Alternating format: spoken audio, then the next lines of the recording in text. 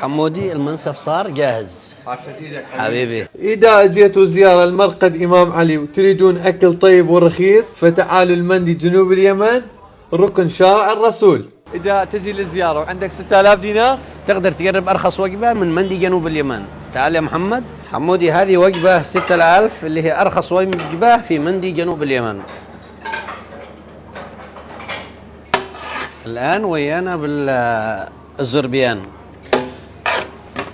التمن تبع الزربيان يختلف والكبسة يختلف، المندي يختلف، لكل نوع من أنواع التمن له بهاراته الخاصة وللخلطة مالته اللي هي تبع كل حاجة لها الخلطة مالتها.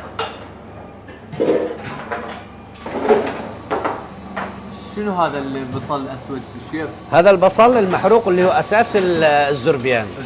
أساس الزربيان البصل المحروق. يعني لازم يكون موجود. لازم يكون موجود ركن أساسي.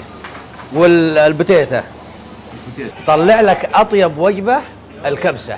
اليوم راح نتعبك هواي. لا على راسي يا عم، الله يهمك حبيب قلبي. تشرفنا بس تشرفنا يا حمودي. حبيب قلبي. حمودي تمن الزربيان يجي 3 أنواع، أبيض أحمر أصفر، لكن تمن الكبسة والمضغوط لازم يجي لون واحد على أساس إنه البهارات والخلطة تبعه يعني تجي غير مختلف عن الزربيان. شوف هاي التمن كله بمي لحم.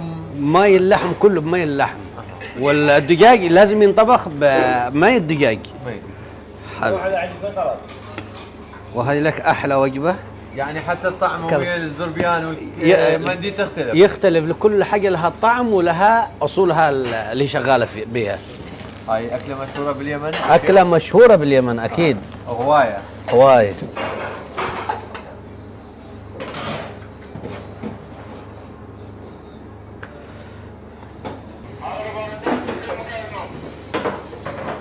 ما شاء الله.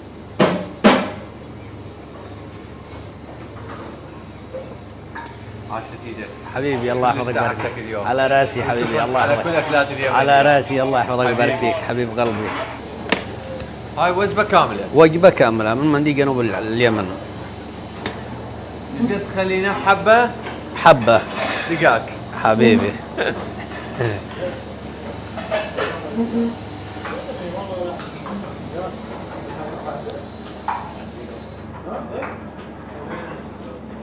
عندهم هذا الطابق مخصص للشباب.